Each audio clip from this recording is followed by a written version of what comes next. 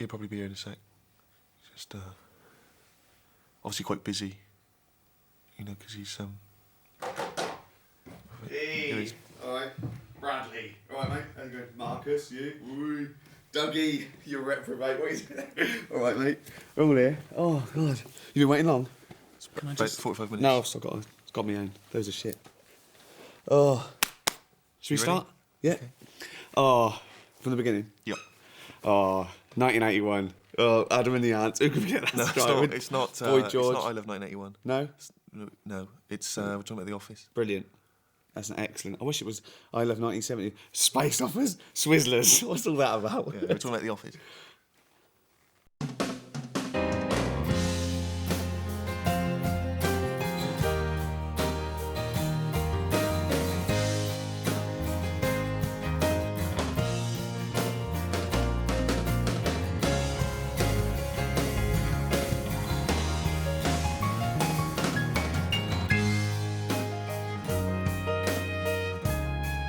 So, before we start, why is it called How I Made the Office, just by Ricky Gervais? Why is it It is How I Made the Office. Yeah, but why isn't it How We Made the Office by Ricky Gervais and Steve Merchant? Too long? Just your name shorter? Thanks. The thing about Ricky is that he's the most irritating man I've ever met. I can't deny that he's got a capacity to be irritating. Why is he irritating? So many reasons. You know, from things like going... like that, for literally no apparent reason. He's like a child who's drunk too much orange squash with tartrazine in and has now gone a bit wild, and you need to calm him down. He does willfully try to destroy a scene. He's going to keep doing something until he gets a reaction. He loves it, don't you? Like, it's a joy. Yeah, he loves it. I do like... Yeah. He loves all that, I do, don't you? Exactly. I go, don't do it now. Seriously, don't fucking do it now. Because I'll go mental. And he's touchy. Slate 22, take one. Most likely. You know, there's something funny she laugh. It's just... I remember I had to have a single shot on me, just looking really a bit put out maybe and stern or whatever. And Ricky was just... I'll be sick. Jeez. Do you mind... Get here with that bin, seriously. That smells like a pocket. Dawn, give me that fucking bin. That smells like a That's pocket still of over egg. there. Put it over there as well. And then that should keep it going now until we, you know. Do they stop belching and stop passing? My friend Robin says I've got two moods. One is... and the other is, I can't believe it. I'm going to have someone fired. What do you mean? Yeah, it's total hypocrite. It's like, you know, anyone else makes a single bit of noise, boom guy drops the boom in shot, I can't believe this. You know. But him kind of clicking, dancing, making noises, that's fine. There was one bit where the people who, because it was like a real office, an empty real office, there was a real office next door with people working, and they just came to complain about the noise. That is true. And it was like, it was supposed to be a set that was desperately quiet with just a little scene being played out. Yeah. And he's there singing, screaming, shouting. Like, and it's because like he's the star, he's allowed to do that because it's And like, so I'm going to be stressed if I don't do it. And that was terrible. I fired the location manager and I said, why put us next to a grumpy office? Exactly. No, I've got to jump around like this. And I said, I've got to squeak and jump around and let off fireworks. He tends to touch sometimes. Be a little bit upsetting. Puts his arm around you, feels with your hair, you know, and he says, "Hey, come on, you know, just because you like a bit of a kiss and a cuddle with another man doesn't make you gay," which, you know, I've thought a lot about, but I think it does. I think it does. But the thing about TV is that they literally time is money. And so that, you know, you've got to get everything right first time. You've got to be on the spot because, you know, the clock's ticking. That's why I'm... Go on, what are you going to say? I was just going to say, that's why I imagine you deliberately try to jeopardise every single take we do. I was going to say that. He'll do things like just add lines or stupid names to try and surprise the other actors. Action! You don't often see a pure silk for $9.99, so... Action! $9.99 pure silk, so... I had to snap it up. OK. Action! And Wally Burton, 2 for 10 quid, so I went, yes, please. Action! And Nobby Burton came round, 2 for 10, I went, yes, please. Got 4. Action! And, you know, deaf Nobby Burton, who comes round with a case, 2 for... Why are you making it harder for yourself? OK, I'm sorry. OK, I'll just say Nobby Burton, who comes round with a case. 2 for 10, I've got 4. A lot of the stuff that ends up in the office comes from me mucking around and annoying people. So that's what I say in my defence. It's my art. But to be fair, I remember that when we were making the pilot, we did a whole sequence where we did all the talking heads that Ricky does, and then we just left the camera rolling, and I would sort of interview him as though I were a real interviewer, and he would just kind of talk as though we were Brent. And I think a couple of ideas and things come out of that. But most of the time he would say something and I'd utterly ruin it just by cracking up. One of the, I suppose, occupational hazards of being a laugh is that they think they can have a laugh, and they can, but not at the expense of me and the company as a whole without humour involvement. In that sense, I mean, they can't... I'm sorry.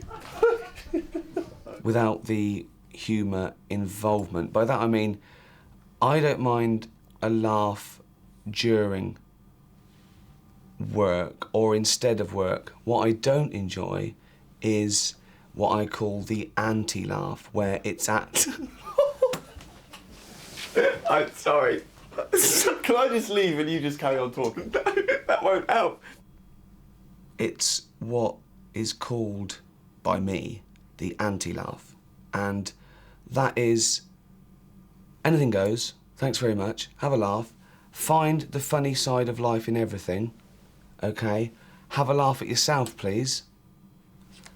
Have a laugh at me with my blessing, because I will with you, but don't make the mistake of the laughter of hate.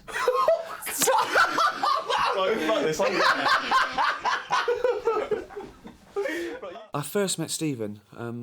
I was working at XFM, which is a local London radio station, and I was the head of speech. Well If you've done. heard him speak, that's ludicrous. I know. And the head of speech was like, he had to cover, like, he had to be involved with all the speech output, the news, the competitions. Do you know what I mean? He had to have a perfect grasp of communication. So I'd blagged the interview and got the job. Well paid, wasn't it? Very good. Good. But then, when it launched, I had to do stuff, which was That was the problem, wasn't it? annoying, and I knew nothing about it. So I went to him and said, look, the workload is mental. I need an assistant. And they went, sure, this guy knows what he's doing. And I met Steve, and I basically said, listen, I don't know what I'm doing here. I've got to do loads of stuff, filing and stuff. If you do all that, I'll let you get away with murder. And which left me free to do more important stuff. Like rolling around on your chair in the office. That was one of them. Yeah. Boating on Regent's Yeah, Park. golfing. Yeah. But then I joined the BBC and I was sort of training there, and I had to do a training day, like where they gave you a camera crew and you had to make a short film. And most people were doing like documentaries and things, but Rick had this kind of character that he used to sort of muck around and improvise in the office when we worked with him. It was just a thing called CD Boss, which was more an observation on sort of like a lecherous boss who was sort of smarmy, and I mean, it was David Brent. I don't give crappy jobs. If I give a good job to a good guy, and then after a period of time he comes to me and says, thank you for that job, David, I've done that, I want to move on, I want to better myself, then I can make that dream come true too, aka for you. We shot it with the office that Ricky used to work at in the University of London, and just used some actor mates of mine. Air conditioning, computerised, totally. So I think it's manually sealed, isn't it? It's just our text, I think. But I mean, it knows what temperature it is, what time of day it is, whether you're working or not. No, we couldn't do it. It's illegal. The reason we shot it like a documentary was time, Just because really, it was wasn't quicker. It was just a quicker way. We only had the camera crew for a day, so that was the quickest way to shoot everything. And then if time's against you and you just point the camera at the character and let them talk, you don't have to change the camera angle or anything. It's really simple, but you can get a sense of the character. So. And I really love the talking heads in the show because we shot like a documentary, we couldn't do things people wouldn't do in front of the camera. They can't shut the door and, you know, take a line of coke, or they can't blur out things they're thinking because it just isn't true. But ironically, when they're by themselves and they're just being filmed, they're a little bit more honest. People do let their guard down because it's flattering when a camera's, pointed at a normal person, they think, this is my chance, this is my platform. I can tell the world all my great philosophies on life. And, of course, they open their mouth and they blow it and they can't take it back. Like now. Exactly. People, they could come to me, they could go, David, sorry to bother you. You've been in the business 15 years. Can you give me a couple of words of advice? But they don't. That's the tragedy. There was points in it that were almost toward the surreal that we decided that we wouldn't have because we really just wanted a normal person. And there's just little bits and pieces that wouldn't sit well. I think there's a bit where you put some lipstick on or something.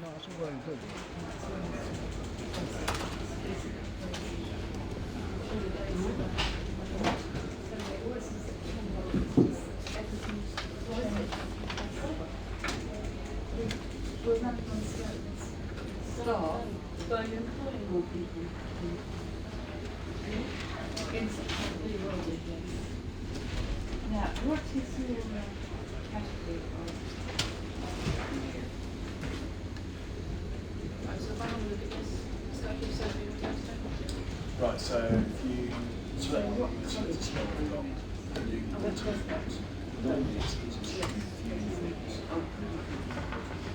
That was, I think, the first time Ricky had done any acting kind of properly. And it was, that once that got made and that little demo tape existed, it got passed around, and that's how he got onto the 11 o'clock show and things like that. And yeah, he was an absolute nightmare. And we only had, the clock was ticking, and he was like, well, if we commit, that'll be fine, that take will be fine, let's go down the pub now. I've got a thing which I filmed of us just rehearsing, just an empty pint glass. You can just see he's just thinking, bar will be closed soon. Yeah, I'm acting faster because I've got... Yeah, absolute nightmare to work with. And now you're marginally better. Isn't that weird? It's strange, it's good, you've learnt so much. Yeah. People say, oh, well, will fame change you? You were always obnoxious. Yeah. Hour and a half. We went at 1:45. After the little pre-pilot that we shot ourselves, our little demo pilot, the BBC commissioned a script and then a real pilot, if you like. The script seemed quite good, and I went along and originally read for Gareth, and then I think I was sort of on my way out the door, pretty much, actually, and then I read for Tim. I was always imagining him a lot more like Norm from Cheers. I think he was going to be quite fat, wasn't he? And yeah. That kind of wisecracking in that way. I had 3 callbacks, I think, for the part, but I mean they don't let you know that it's a close thing, and you might not get it. Some of the people we ended up with were not as we'd imagined them originally. I mean, I remember when Mackenzie came in as Gareth, it took some persuasion. I wasn't convinced at all. I didn't realise Stephen didn't think I was the right man for the job. I'd imagined him as much bigger and much more kind of militaristic. Obviously the skinny, weedy guy won through in the end. But I can play Butch. But what was exciting about Mackenzie is that because he's got this, he looks very fragile and vulnerable, not like that we first imagined.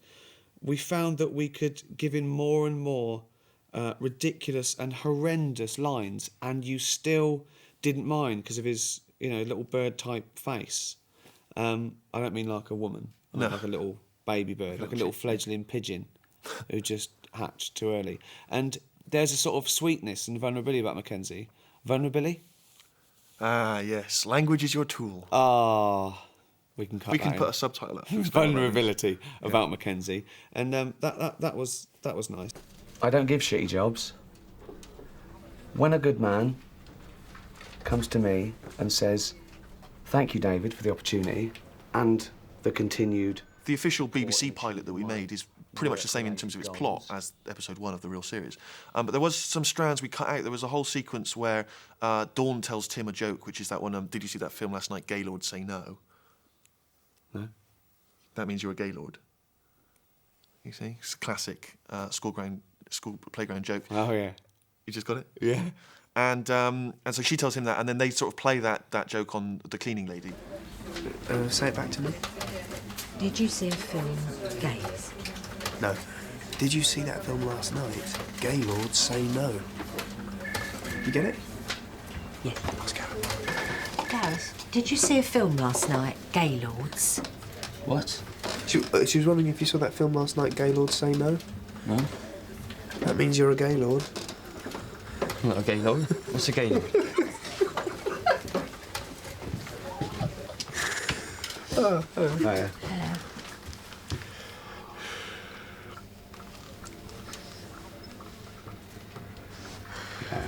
All right.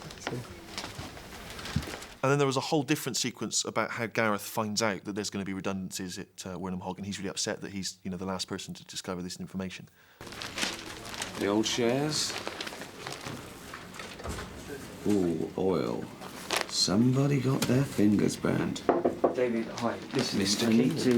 I need to know if there's anything that you've heard, any rumours that you've heard from the head office. Anything that... You got stuff on your face.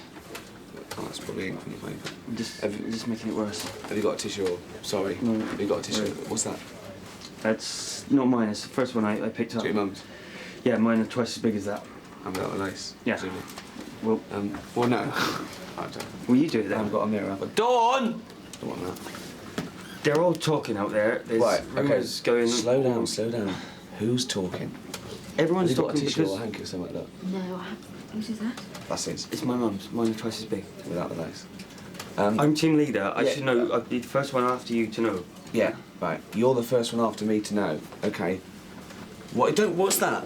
That's. Don't put your. It's. I meant to spit on it, so it's my spit on my face. I don't want it now. Don't bother. I feel I've got a responsibility to the staff Gareth, to know what's going on. Say what you mean. Jennifer came in here this morning. Right. As soon as she's gone, now there's all rumours going. Dawn, actually, this is a private meeting. Could you? What's all this about us losing our Joan, jobs? this is a private sit meeting. down. Yes, Mr. Brent. To the door. I don't think that I'm being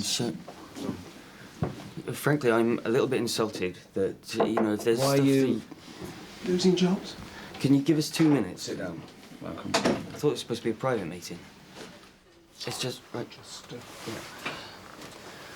Okay. As team leader... Oh, this is pathetic. Right, I called this meeting. Thanks for coming. I called this meeting because... Gareth, sit down. Right. All it is the powers that be have deemed Oh, right, it... so now you're telling them, are you? Well, yeah, you don't know what's going on. Well, it's my meeting, I called it. To find out what's going on, so I'm going to tell you. In front of everyone else. Yeah, go on. When we look back at the pilot, it just felt a bit too much like it had become a sitcom with a beginning, middle and an end. Yeah. If you watch a real documentary, they've pieced together that from stuff that happened in real life. So we wanted to get that sense like we'd cobbled it together. And I was genuinely panicked, wasn't I? Because I thought it was the sitcom that we always said we wouldn't make.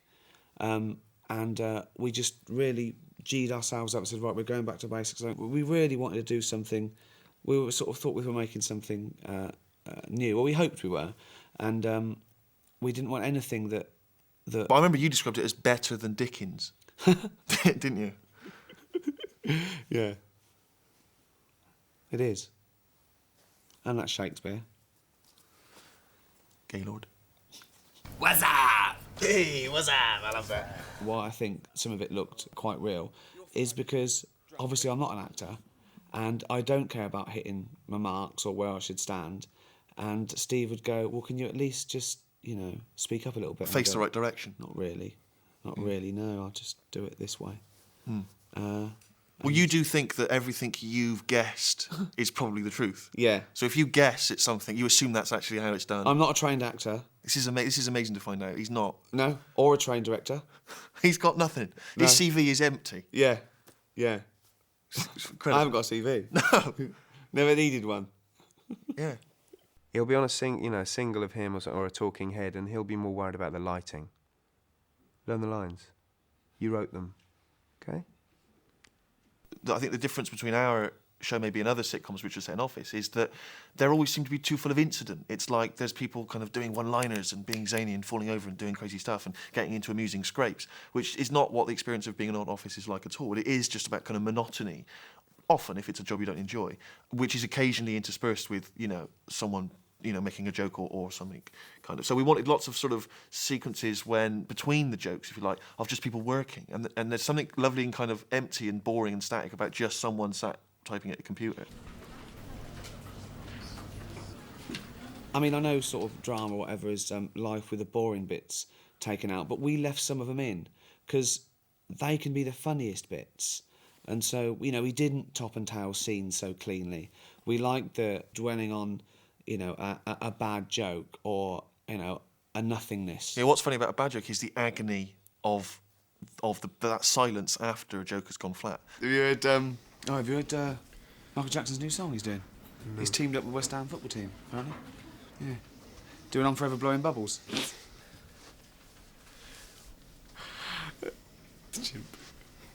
She's not a football. Tell her later. The frustrating thing as a writer is that you had to get around this camera being there. Because we couldn't have exposition, we couldn't have, you know, people doing things they wouldn't do in front of a camera. It was a bind. But what we could use is the advantage of that is that it would up the agony. And that's where that came from. That was the joke there.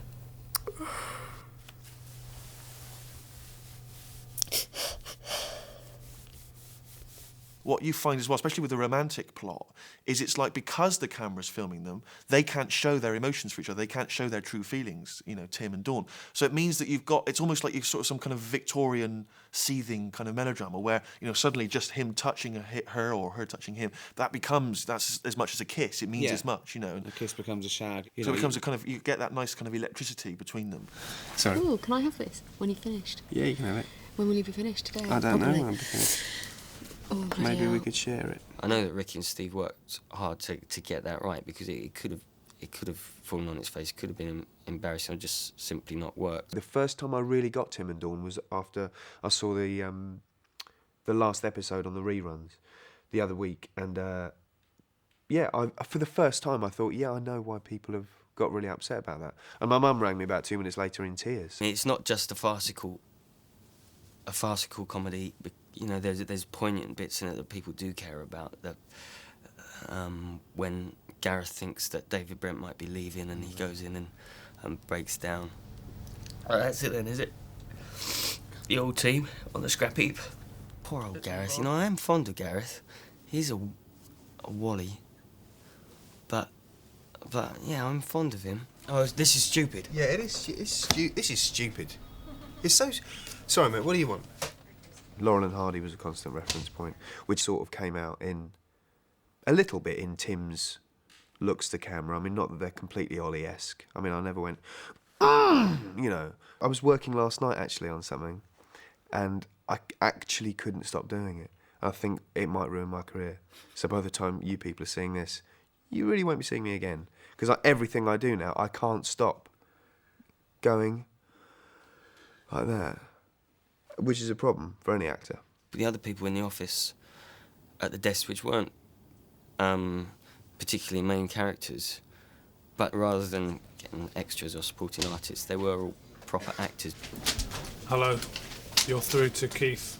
Ewan, who plays Big Keith, was just a real treat because he just came in and he was just sort of sat there typing away. Then you give him a few lines and you realise he's got this whole kind of character that he's created. It's just this kind of deadpan, you know. I mean, I don't know if that's what he's really like. Well, I we suppose it is still a bit don't like know whether that was his best naturalistic acting, and we just found it funny and he thought, well, I'll keep quiet, or whether he knew exactly what he was doing. I'd like to think he knew how funny it was, because it's great. Well, he's watching this. He won't mind me saying he's an oddity, man. He's a freak. I mean, I'm just saying, it's like if it was 100 years ago, he wouldn't be in telly, let's say. I mean, not only because it hadn't been invented yet. One of my favourite scenes is where, in episode 5, where he's just talking to Tim and they're in the smoker's room and it's a really tight shot and he eats a Scotch egg at the end. And it's a joyful scene and it's, you know, his performance of that is impeccable. What did you watch on telly last night? I didn't watch telly, I watched a video. I watched that Peak Practice. Yeah, I've never seen it. Bloody repeat. It's annoying, isn't it? Not for me, I hadn't seen it.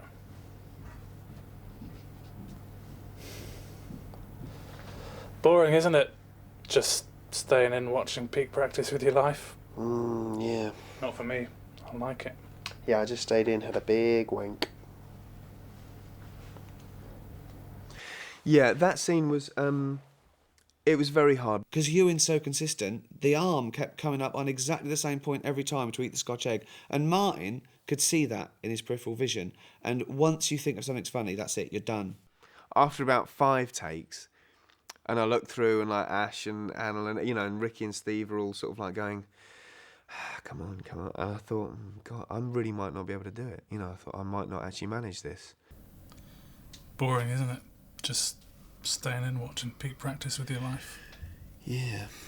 Not for me, I like it. I just stayed. That was so good. That was so good. Boring, isn't it? Just staying in watching peak practice with your life. Yeah, it is. Not for me, I like it. Yeah, I just stayed in at a big... Not for me, I like it. Well, I just... Boring, isn't it? Just staying in watching peak practice with your life. Yeah. Not for me, I like it. Well, I just stayed in at a big wank. Boring, isn't it? Just sitting in watching peak practice with your life. Yeah, it is, yeah. Not for me, I like it.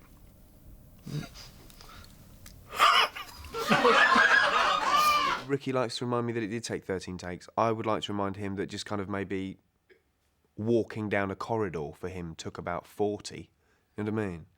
I knew he was going to go because he would suddenly go, and his face would just do that. What's the difference? A dwarf is someone who has disproportionately short arms and legs. I'm so sorry. We've been saying that word now for an hour, and suddenly it was funny. I couldn't take it. Suddenly, the word midget was remarkably funny. Right, here we go. And action. What's the difference? A dwarf is someone who has disproportionately short arms and legs. I don't know what I'm going to do. What's the difference? A dwarf is someone who has disproportionately short arms and legs. God almighty, I'm so sorry. And action. Oh God, okay, 1 minute. Sorry, Joe. Okay. And action. What's the difference? A dwarf is someone who has disproportionately short arms and legs. I've no idea how I'm going to do this. Wait a minute. Action. What's the difference? A dwarf is someone Fucking who has... hell! You actually feel that you're never going to be able to do it. You think, well, if I never do this, what happens? Do we run over by a year? What would happen if I could never get this scene? And it panics you. And yeah, and TV's Ricky Gervais is... Well, he's not autistic, but he is like a sort of... Well, not even like a girl, that's an insult as well, but... what's the PC way for giggling buffoon? Scene where Dawn is eating her lunch. She's just eating a sandwich and she's really minding her own business and she's on her own. And David comes up. I had a bit of a scare earlier. Did you? Yeah. I thought I found a lump. I examine myself regularly. I get checked out. It's fine, but terrifying. Testicular cancer.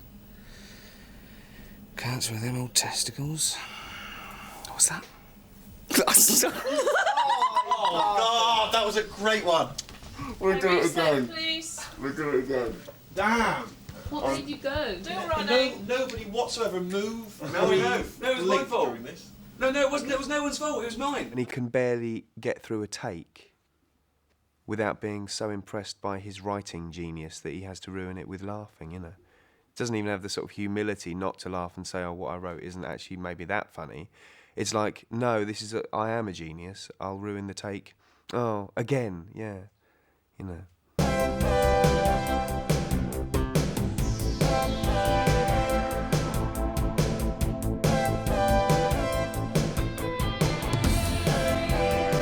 No, he's not based on any one person. He's sort of a Frankenstein of all those types, those bosses from How. The whole programme is basically nailing types and observations. It's very much a, ticking off office observations. And David is one of those. I mean, the most important one of them, sure, but just one of the main one. People have said to us, like with David Brent being bad at his job and rubbish and he should be fired. If you just walk around the BBC for a day, you see people who are, people who are rubbish keep their jobs. In very important jobs as well. I mean, we're talking about executives. The only analogy I can use evolutionary-wise is marsupials survived in Australia because there were no predators. And that's very much like the BBC, because no one from the outside is coming and going, what are you doing? Exactly. What are you doing? How long have you been here? If they took a John Harvey Jones in there, it'd be decimated. There'd just be me and Steve. Yeah, it'd just be the two of us doing a lot, plate spinning. Why isn't variety still as big? I bloody love variety, Rick, and I wish it would come back. You don't see enough of the song and dance men. That's what we want back. Do people go into plate spinning, or is it like handed down? Like, No. son, I've broken a couple, but these are yours. I'm going to be a doctor. And you go, all right. It's not as popular as it was, plate spinning. I don't think they are that unsympathetic. I think, Brent, you should sort of feel sorry for it. Gareth he's a right wally, but, he's all right, really. He's harmless. The only person that you could, in real life, not like is probably Chris Finch, because he's a bully. And he's one of those people that when he walks into the room, he does say funny things, and you laugh, and then you go, it's my turn soon. And someone asked me, like, oh, Brent's such a bastard, but he's not. He's a tit. He's a twerp. He's a knob. He's all those things. He's a twerty tit knob. Exactly. A twerty tit knob. Yeah. I like bosses like that, because you get away with murder. All you have to do is laugh at their jokes, invite them to 1 in 5 drinks, and that's it. He's your mate. And it's like teachers at school. You soon learn that you can go, Mr. Morris, what bike have you got? And they go, well, it's a Harley Davidson. And you got through the lesson. That's it. He talks about his bike. And it's just getting on the good side of these people, because they're not nasty, they're not malicious. And very often, they want a mate. I mean, I don't think they might want to jump on you and impregnate you. Yeah. Is that some story you've got to tell? Wow. I was always told when I doing English O level, write about what you know, and it's so true. It's so much easier. Yeah, that's why you want our next project to be you as a man locked in a futuristic prison. Well, yeah, I've been. It's called brain jail, and it's only your own conscience that keeps you there. Because I imagine that's what it'd be like. I'm working out as well. I'm going to be I don't want to use the same body I used for Brent. Right. Because. Well, it's very flabby and doesn't look so good in a vest. He is, isn't he? He's a flabby bloke, Brent. But this one won't be. Well, not just flabby, fat. I mean, downright fat. Yeah. A bit of a bloater. Whereas Scott Carson, crime he didn't commit. He was probably saving some people from a burning building. But he's just probably broken a rubbish law in the future. You can't have your own thoughts. Downloaded. Brain jail. Yeah, I think I downloaded my own feelings from my computer. Yeah. Well, I just wish you could get back your dead wife's memories and bring her back to life cryogenically. Yeah, but the evil bloke in charge of it wasn't even voted in. He killed people to get there. Oh, not that dictator. Yeah, he's got it on a floppy disk. Zordon. Except it's not even a floppy disk by then. It's just a floppy dot. It's like a little dot, isn't it? That floats. It's as good as written. It's as good as Dickens. Loser. There wasn't much improvised in the making of it.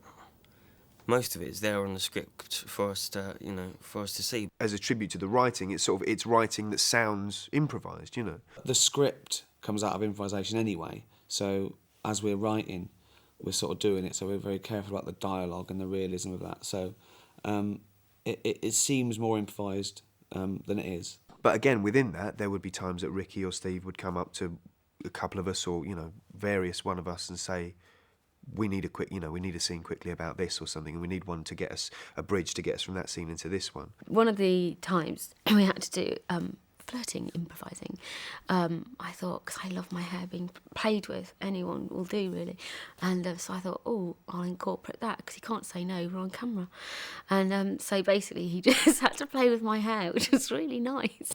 Oh, bless. So I touched your head. Right. Carry on to my hair. And I'm going to do it a lot more in the next series. I might have a massage or something. I'd never thought of that. Great.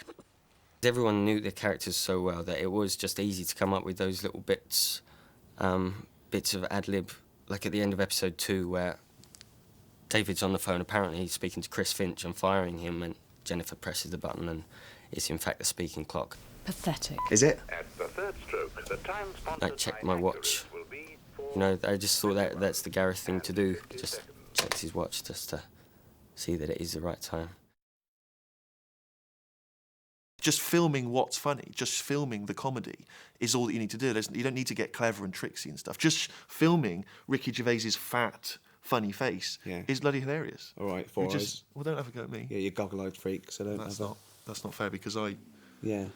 I'm not even on. Not And even also, been on something when you before. say fat face, this is a condition, so... What condition? Greed. Right. So before you insult someone, find out what it may be medically cheese. Right. Suffering from cheddar. Yes, okay. Oh, no. Well, yesterday, in fact, on Tube, somebody said to me, "All right, Gareth, where's Ricky?" I'm like, well, what's that about? Why do I get called Gareth and he gets called by his real name? And I don't know where he is, but he's certainly not going to be on the Tube because he doesn't travel on the Tube anymore. When I first started filming the pilot episode, Ash, our producer, had said to me, because he knew that my dad was Jasper Carrot, and he said to me, "Oh, when did you change your name to Davis?" And I said, "At what point did you think Davis was the made-up name?" People have been asking for autographs, and they want me to write something funny, so I found myself writing "I could catch a monkey." Love, Mackenzie. Great. That'll be worth something. A lot of people who sort of look at these extra sort of footage in DVDs are nerds. Yeah, geeks. Sure. Geeks and Losers. Yeah, probably watching this on a sunny day. Yeah. Curtains drawn. Yeah, spotty fat git. So what we do for them is give them some sort of real behind-the-scenes nuggets, interesting stuff. Not to us. No. But to them. To them, interesting. Yeah. What's interesting? Your dad? Yeah, the guy that comes through the door in episode 6 and kind of just stares and looks at the camera, and then who also appears later in the party. He's my father, my real father. His name is Ron, and my mum's name is Elaine, and that's the name of Donna's parents. Daughter of my best friends, Ron and Elaine.